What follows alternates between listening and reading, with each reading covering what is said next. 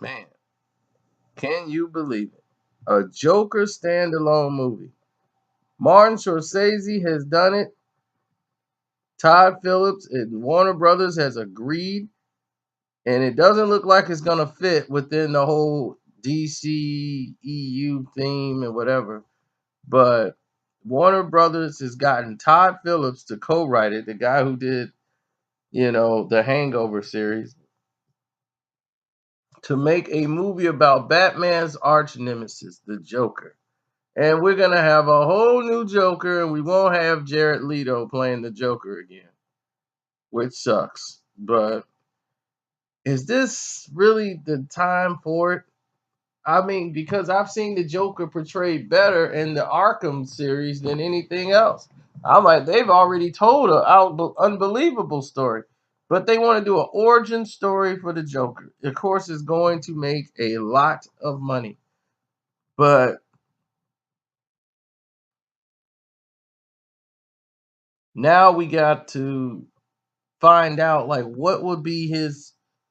We have the Killing Joke, so I guess are they gonna remake the Killing Joke and try to go in that fashion with him losing his wife the way he did and go that route?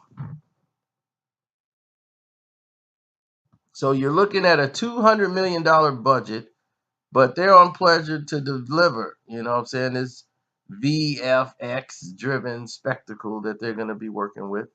Um, and what they did with Suicide Squad and the Man of Steel and Wonder Woman, this new DC design is to focus on the character and everything else and be free of the burden of following that lineup. They're going to follow their own story and be able to go on its own. It's kind of have nothing to do with those films. But what we're told is this is somewhat of a origin story. But the thing about the Joker is the fact that you know very little about his origins is the part of the mystery of why he's so terrifying. The fans are left with the idea of putting in their own imagination. You just know bits and clues about him. You know that he loved knives. You know that he's twisted of something that happened in his past. The Killing Joke gave some clue to an idea of how he used to be a normal person before all these things happened to him, and he was driven insane.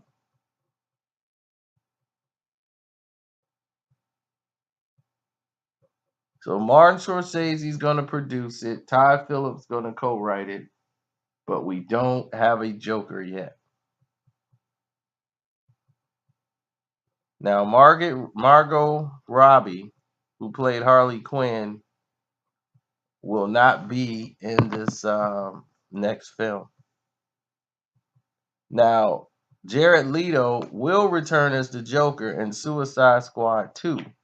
Like I told you, they're doing their own thing there, and this as a project on the side.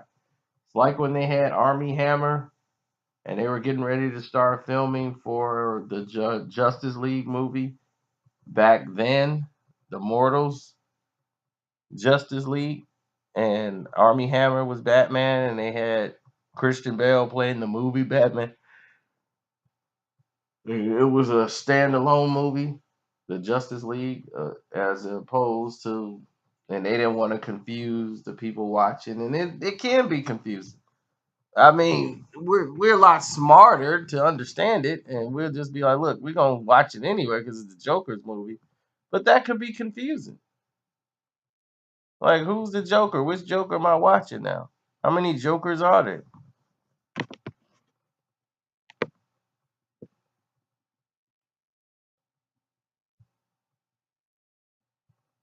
Now, Suicide Squad 2 is the last one for Jared Leto,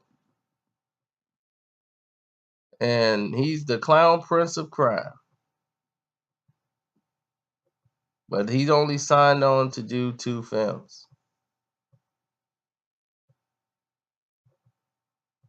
So